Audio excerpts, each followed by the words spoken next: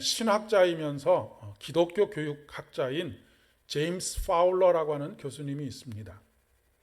이분은 우리의 신앙을 6단계를 거쳐서 발달한다라고 하는 신앙 발달 이론을 이야기하고 있습니다. 6개의 단계. 첫 번째 단계는 직관적이고 투사적인 신앙의 단계입니다. 이 시기에는 어떤 신앙적인 이해가 있어서 하나님을 믿게 되는 것이 아니고 신앙적인 본보기, 그러니까 가장 가까이 있는 부모가 되겠죠. 그리고 교회 학교 선생님, 이런 분들의 신앙의 표현들을 그냥 직관적으로 습득하는 단계입니다. 그러니까 그 자기 신앙으로 하나님을 믿는다라고 하기보다는 모방의 단계에 있다라고 이야기할 수가 있겠고요. 상상력이 동원되어서 하나님을 받아들이는 것이다라고 이야기할 수 있겠습니다. 연령으로는 0세부터 4세까지를 이야기합니다. 두 번째 단계는 신화적이고 문자적인 단계입니다. 두 번째 단계가 이러한 단계인데 1단계가 밑바탕이 됩니다. 1단계가 밑바탕이 되어서 자신의 본보기가 되는 그런 모델의 신앙을 받아들이면서 또 한 가지 조금 진보적인 모습이 있다고 한다면 그것은 글자를 이제 조금씩 알면서 문자적으로 그런 신앙과 또 신앙의 신비들을 조금씩 공부하는 그런 단계입니다. 그러니까 공과책이라든지 아니면 성경이라든지 전통이라든지 아니면 요즘 같으면 이제 미디어 유튜브나 여러 가지 미디어들을 통해서 공동체의 것을 자기 것으로 받아들이는 단계입니다. 이 단계에는 어떤 비판적인 성찰이나 이런 자기 생각이 거의 없는 단계이지요. 나이로는 한 4세에서 7세를 이야기하고 있습니다.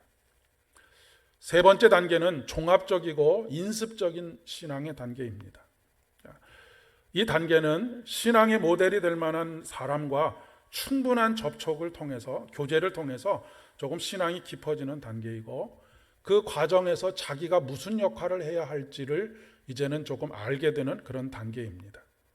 초등학생부터 한 청소년까지의 시기라고 이야기할 수 있겠습니다.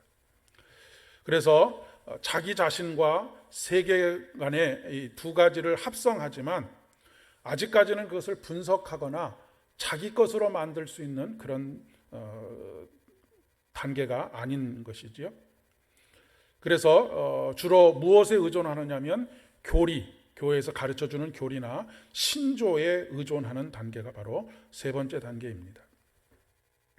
네 번째 단계는 개별적이고 성찰적인 그런 신앙의 단계입니다.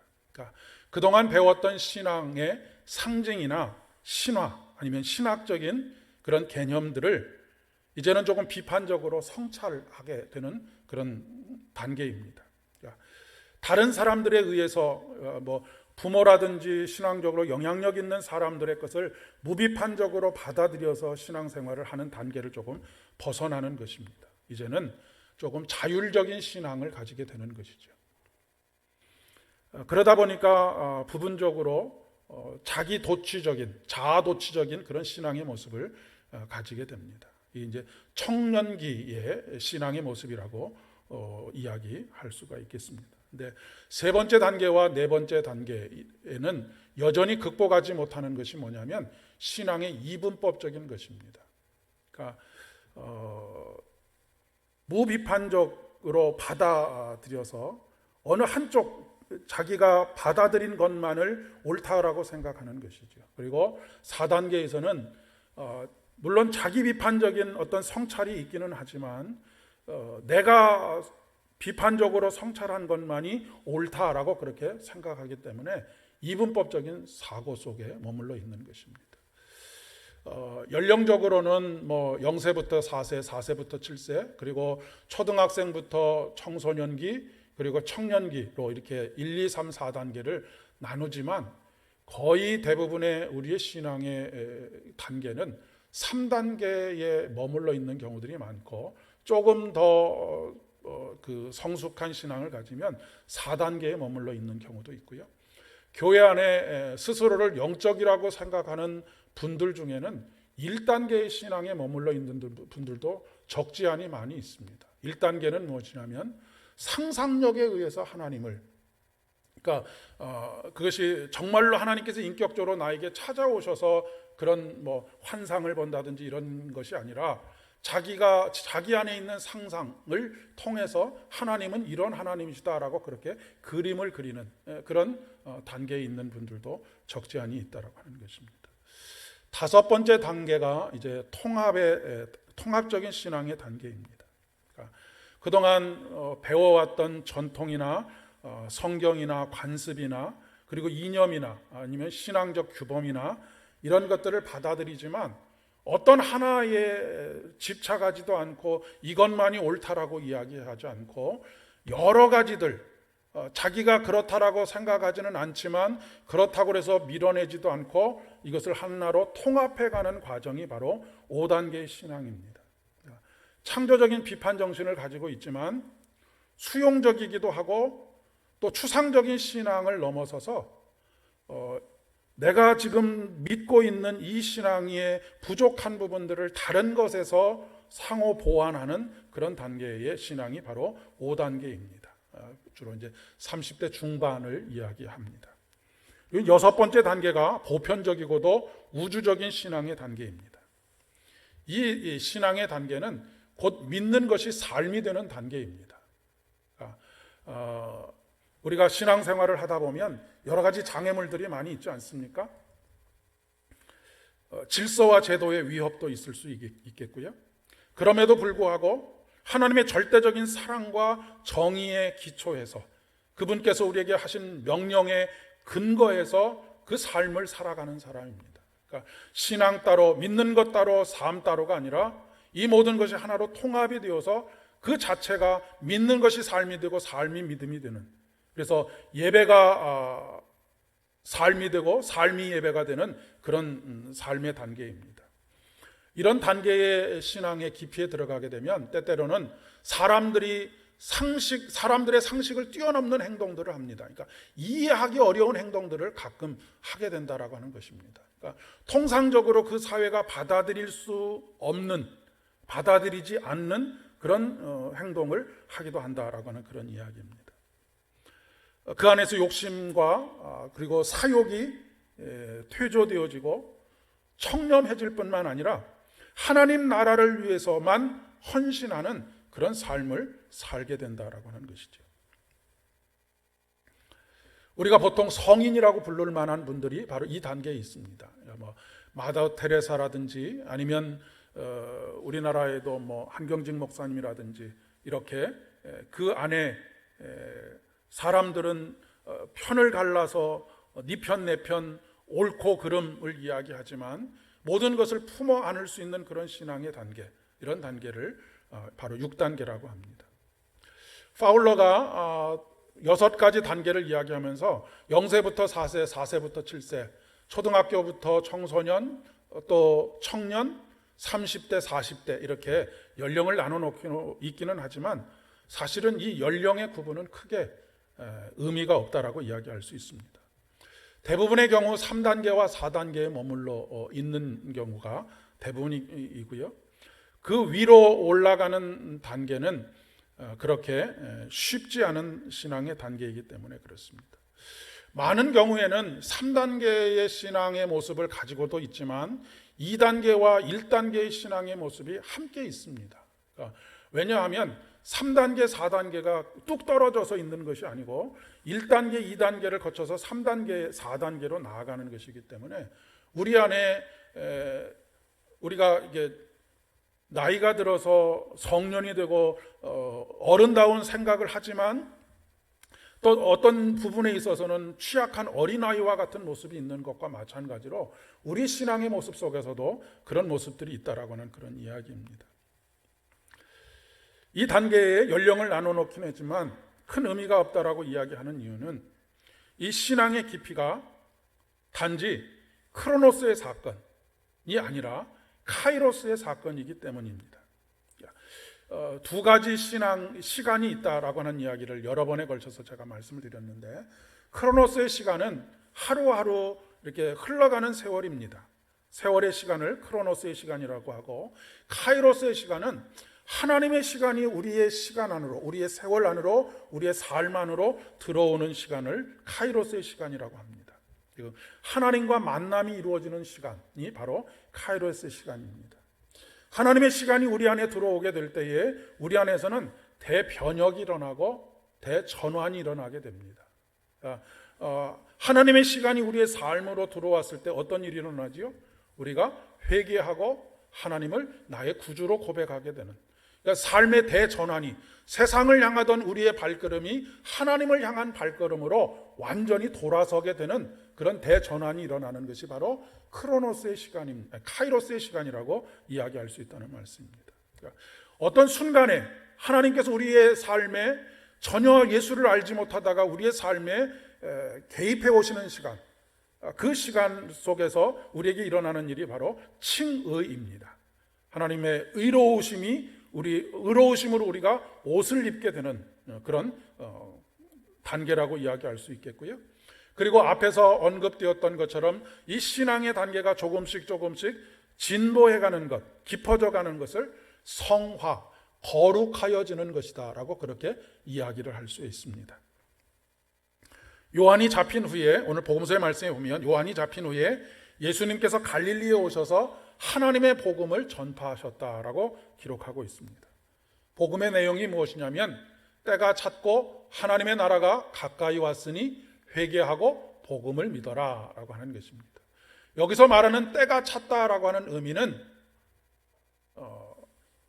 지금처럼 2021년 2월 24일 그것이 거의 다 됐다라고 하는 그런 의미가 아니고, 여기서 말하는 때가 찼다라고 하는 의미는 하나님의 시간이 우리의 시간 안으로, 우리의 삶 안으로, 우리의 시간적 여정 안으로 들어오시는 시간이 찼다라고 하는 이야기입니다. 그 얘기는 다른 표현으로 하면 하나님의 나라가 가까이 왔다라고 하는 것입니다.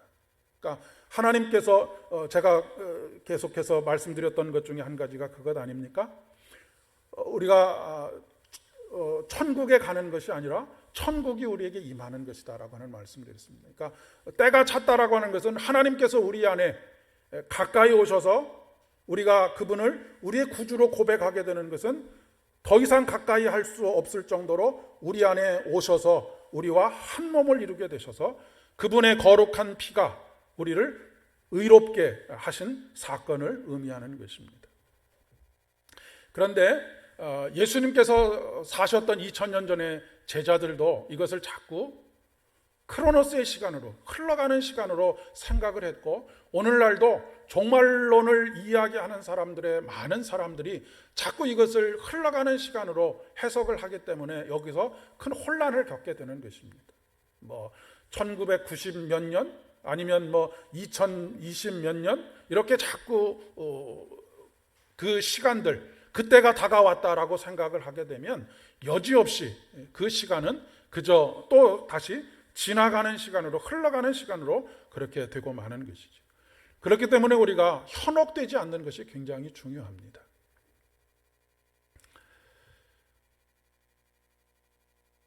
그리고 회개하고 복음을 믿어라 라고 말씀하시는데, 도대체 뭘 회개하라고 하는 것이냐라고 하는 것입니다. 물론 우리가 죄인인 것을 회개하는 것인데, 우리가 왜 죄인이냐면 우리가 주인을 삼고 있는 분이 하나님이 아니고 다른 어둠의 세력, 즉 사단의 세력이 우리의 삶의 주인이었던 것을 회개하라고 하는 것입니다. 그러니까 우리가 자꾸 이 회개하라고 하면, 내가 살면서 그렇게 죄진 것도 없는데 뭐 때문에 자꾸 회개하라고 하느냐라고 그렇게 반문할 수 있지만 그렇지가 않다라고 하는 것입니다. 이제까지 내가 주인 삼아서 살던 것, 하나님이 아닌 다른 것을 주인 삼아 살던 것, 그것을 회개하고 복음을 믿어라. 복음이 무엇입니까? 하나님이 우리의 구세주가 되신다, 하나님만이 우리의 구세주가 되신다라고 하는 것을 믿는 것이 회개하고 복음을 믿는 것입니다. 이전까지 주인 삼았던 모든 것들을 내려놓고 하나님만이 나의 주인 되시는 것을 믿는 것. 시인은 그렇게 고백하지 않습니까?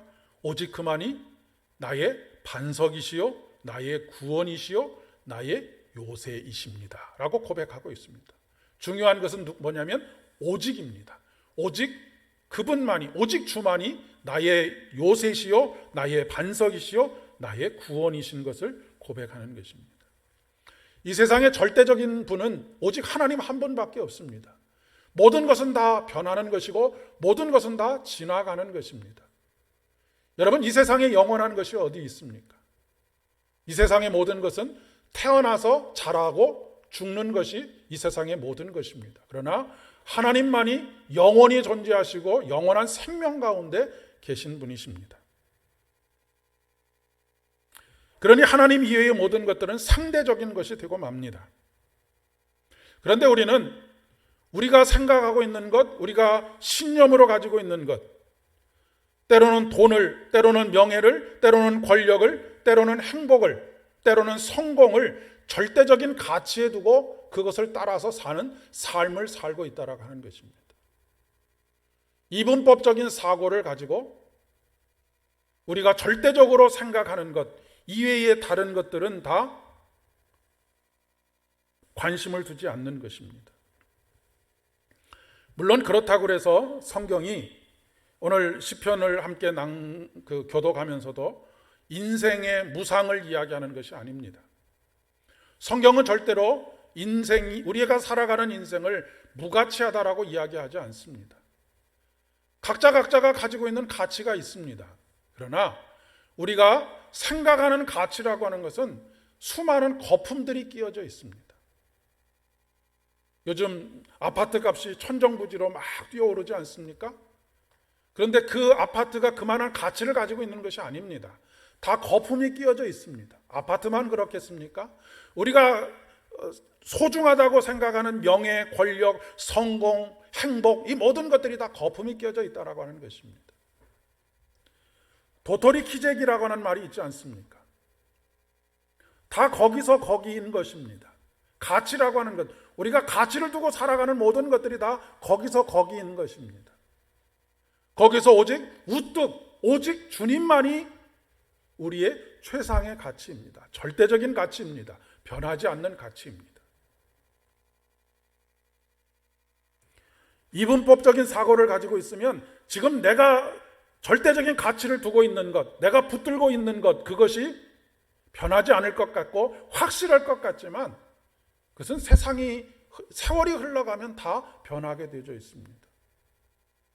여러분, 과학적으로 이것이 진리다라고 이야기하고 주장하던 것들이 세월이 가면서 그 주장들이 무너지는 일들이 얼마나 많이 있습니까? 그러나 그 당시에는 그것이 진리인 것처럼 사람들은 다 받아들입니다.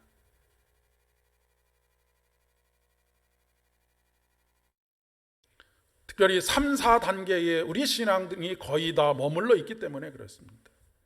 5단계의 신앙으로 나아가게 되면 서로의 다름을 인정할 뿐만 아니라 자기 안에서 그리고 공동체 안에서 이 모든 것들이 통합을 이루게 됩니다. 그런데 이 통합을 이루는 데 있어서 가장 큰 장애물이 되는 것이 뭐냐면 우리의 적개심입니다. 분노입니다.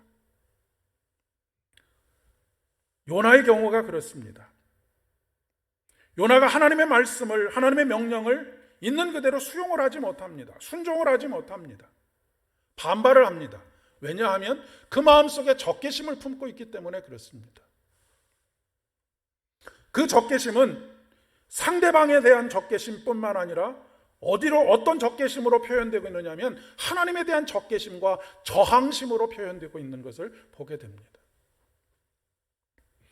우리가 영적인 깊이를 더해가는 데 있어서 주의해야 할 것 중에 한 가지가 바로 이것입니다. 우리는 각자가 가지고 있는 쓴뿌리들이 있습니다. 관계를 맺어가는 가운데 나타난 쓴뿌리들도 있고요. 어린 시절에 성장하면서 우리가 경험했던 기분 좋지 않은 경험이나 아니면 어떤 깊은 마음의 상처, 아물지 않은 어떤 것, 해결되지 않은 어떤 것들이 우리 안에 있습니다. 이것이 우리의 신앙을 깊어지는 일에 있어서 자꾸 가로막는 장애물이 됩니다. 특별히 카이로스로 하나님께서 하나님의 시간이 우리 안에 들어오셔서 우리를 거룩하게 이끌어 가려고 하시는데 그 하나님의 말씀을 받아들이고 그 말씀에 순종하지 못하도록 하는 그런 쓴뿌리들이 다 있다라고 하는 것입니다. 이 쓴뿌리는 사람마다 다 다릅니다. 왜냐하면 인생의 행로가 다 다르기 때문에 그렇습니다. 그런데 이 쓴뿌리가 해결되어지면 다음 단계로 신앙의 깊이가 깊어지게 됩니다. 흔히 우리가 그런 말을 사용하지요. 내 눈에 흙이 들어와도 어떤 사람을 용서할 수 없어. 이런 생각들은 받아들일 수 없어. 라고 하는 그런 생각들이 있습니다. 그리고 그런 사람들도 있지요. 요나에게 있어서 니느웨가 그렇습니다. 니느웨는 아수르의 수도입니다. 아수르는 여러 제국들이 있는데 애굽과 또 바벨론도 있고 아수르도 있고 로마도 있고 하지만 그 제국들 중에 잔인하기로 소문이 났던 제국이 바로 아수르입니다. 이 아수르에게 북이스라엘과 남유다가 당한 고난과 수모라고 하는 것은 이루 말로 다 필설로 다 표현을 할 수가 없는 그런 삶이었습니다. 그러니까 우리가 일본의 식민지 하면 치를 떨지 않습니까? 그거보다 더한 그런 수모를 당한 것이 이스라엘 민족이 아수르에게 당한, 그리고 니느웨는 그 아수르의 수도였다라고 하는 것입니다. 그러니 요나에게 있어서 그 마음속에 적개심과 분노가 얼마나 있었겠습니까? 더더군다나 유대인들은 하나님의 특별하신 사랑을 입는 하나님의 백성이고 모든 이방인들은 지옥의 불쏘시개로나 쓰여질 만한 하찮은 존재로 여겼는데 그들에게 가서 하나님의 복음을 전하라 라고, 회개의 복음을 전하라고 하니 얼마나 마음속에 분노가 일어났겠습니까?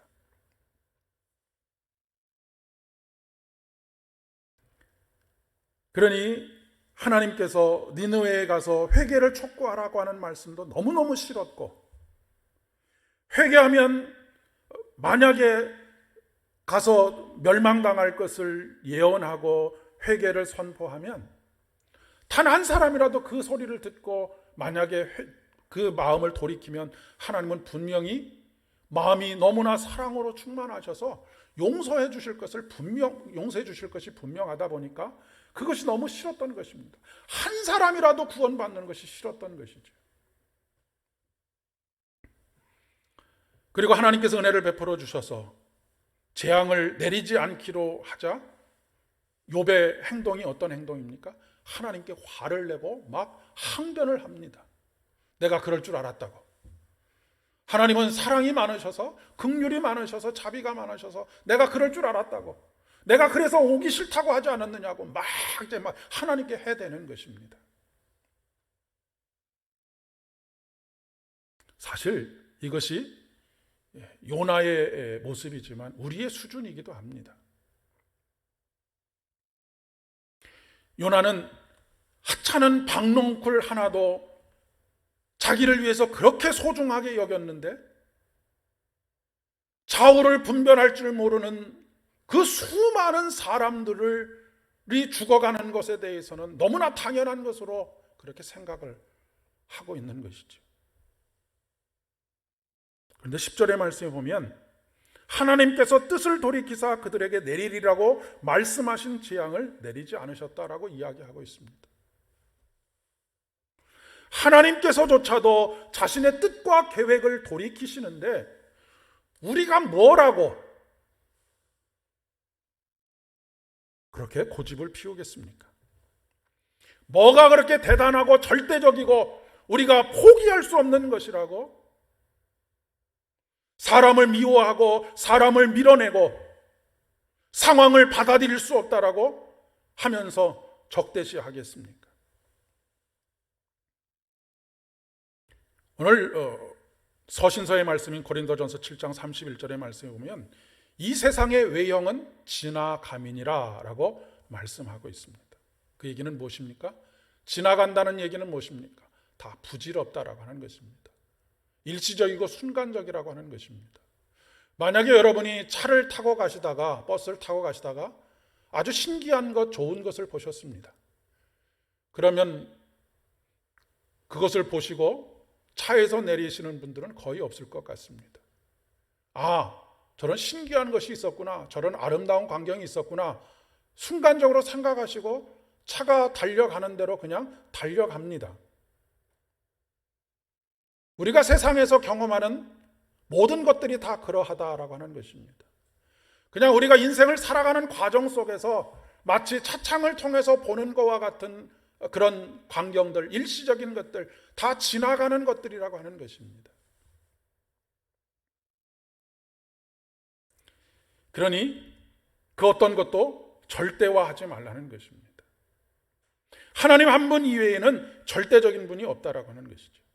그렇다고 해서 아까 말씀드린 것처럼 인생은 허무한 것이니 다 지나가는 것이니 우리가 아무렇게나 살아도 된다라고 하는 것을 말씀하시는 것이 아닙니다.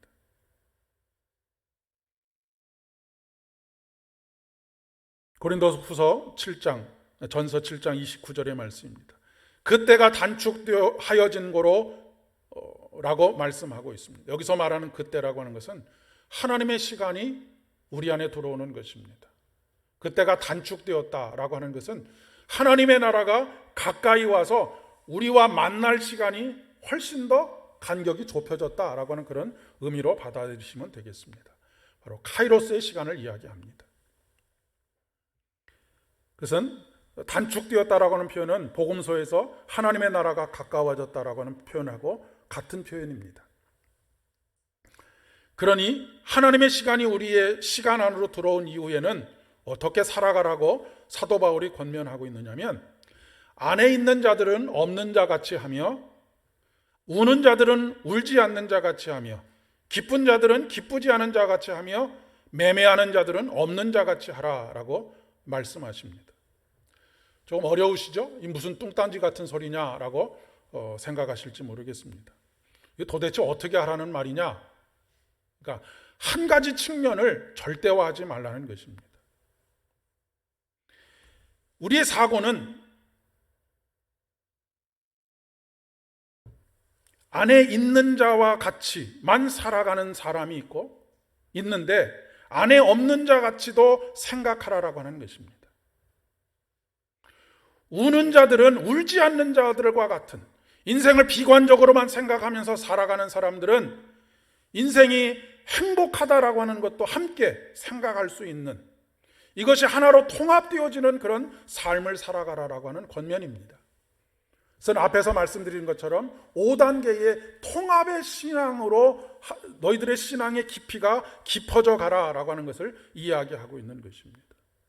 한 가지를 절대화하게 되면 다른 한 가지를 밀어낼 수밖에 없습니다. 그러니까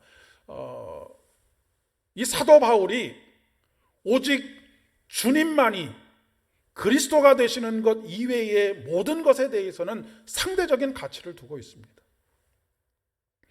유대인들이 율법을 절대화했지만 사도 바울은 율법이 아주 필요 없다라고 말하지 않지만 율법도 받아들이면서도 오직 하나님의 말씀만이, 그분의 십자가의 은혜만이 우리를 구원할 수 있다라고 이야기하고 있는 것과 마찬가지입니다. 사도 바울이 결혼에 대해서도 이렇게 이야기하고 있지 않습니까? 마지막 때가 가까웠으니 독신으로 홀로 사는 것도 나쁘지 않다라고 이야기합니다. 하지만 너희들이 결혼하는 것도 나쁘지 않다라고 이야기합니다. 그러면서 뭐라고 이야기하냐면, 이것은 내가 하나님께 받은 하나님의 명령이 아니다. 하나님의 은혜 가운데 내가 하나님께서 마음속에 품게 하신 것, 나는 하나님의 때가 가까이 왔음을 느끼고 독신으로 그렇게 살지만 그렇지 않은 대부분의 사람들은 결혼하면서 사는 건 나쁘지 않다. 이것이 옳고 저것이 틀리고 이것이 옳고가 아니라는 말씀입니다. 세상의 모든 일들이 다 그렇다라고 하는 것입니다. 오직 하나님만이 불변시고 오직 하나님만이 진리이시고 하나님만이 변하지 않는 것이고 하나님만이 유일한 가치이지 다른 모든 것은 이것이 다 하나님의 은혜 안에서 통합될 수 있다라고 하는 것을 이야기하는 것입니다. 하나님만이 절대화되어질 때 세상의 모든 것들은 다 상대적이 되고 맙니다. 외형적이 되고 말고 지나가는 것들이 되고 맙니다. 시편 기자는 오직 주님만을 소망으로 삼았을 때 두려움과 불안이 떠나가게 되었습니다. 주님만을 소망으로 삼지 않았을 때는 두려움과 불안이 여전히 있었습니다. 왜 여전히 있었느냐면 그것이 나를 삼킬 것 같기 때문입니다. 그런데 오직 주님만이 나의 소망인 것, 나의 구원인 것, 나의 요새인 것을 고백하게 되니까 그렇게 커다랗게 보이던 나를 짓누르고 나를 죽음에 이르게 할 것 같았던 그것이 상대적인 것이 되어버리고 하찮은 것이 되어버리고 그동안 지나갔던 것처럼 이 또한 지나가게 되는 것으로 그렇게 받아들여지게 되었다라고 하는 것입니다. 이것이 부정적인 의미에서의 상대적인 것이 된 것이라고 한다면 우리가 절대적으로 놓고 있는 것, 행복, 가정의 행복, 성공, 명예, 권력 이런 것들도 그저 하나님이 절대적이신 분으로 그렇게 고백되어지면 다 상대적인 것, 고만고만한 것, 도토리 키재기와 같은 것, 그런 것들이 되고 만다는 그런 이야기입니다. 오늘 복음서로 다시 돌아오면 주님 이외의 모든 것들이 상대적인 것이 될 때, 하나님의 시간이 베드로의 마음속에, 안드레의 마음속에 들어오셨을 때 비로소 제자로서의 진정한 따름이 가능하게 되었습니다. 소중하게 여겼던 모든 것들이 우리 주님으로 인해서 상대적인 것이 되고 지나가는 것이 되고 말았기 때문입니다. 그렇지 않으면 놓지 못하지요. 미련이 생기게 됩니다. 여러분, 지금 베드로의 상황이 어떻습니까? 베드로는 이미 결혼을 한 상황에 있었습니다. 처자식을 책임져야 했고 부모가 누구입니까? 세베대입니다. 또 장모님도 계셨습니다. 그리고 형제들도 있었을 것이고 일가 친척들도 있었을 것입니다. 베드로가 책임져야 할 것들이 많이 있었습니다. 그것이 자기 자신을 짓누르기도 했었을 것이고 책임감을 가지고 성실하게 살아오기도 했었을 것입니다. 그런데 오늘 예수님께서 찾아오셔서 나를 따라오너라, 내가 너희를 사람을 낚는 어부가 되게 하리라, 하나님의 시간이 베드로의 시간 속으로, 삶 속으로 들어오는 카이로스의 경험을 하게 된 것입니다. 그랬더니 베드로가 어떤 대전환을 지금 이루고 있느냐면 아버지 세베대와 품꾼들과 배를 놔두고 예수님을 따르게 되었다라고 하는 것입니다. 가족이 소중하지 않다는 것도 아니고요, 부모가 소중하지 않다는 것도 아니고요, 생업이 소중하지 않다라고 하는 것도 아닙니다.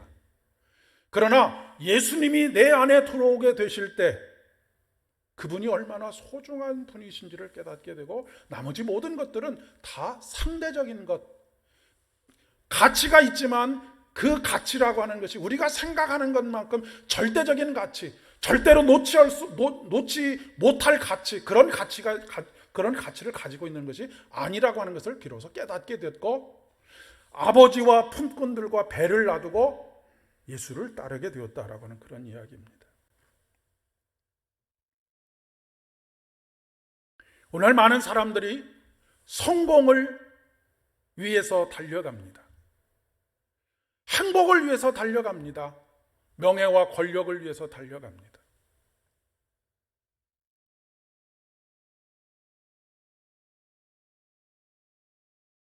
아직 그런 과정 속에 있다라고 하는 것은 우리의 신앙이 3단계 혹은 4단계 아니면 2단계, 1단계에 머물러 있다라고 하는 것을 이야기해 주는 것입니다.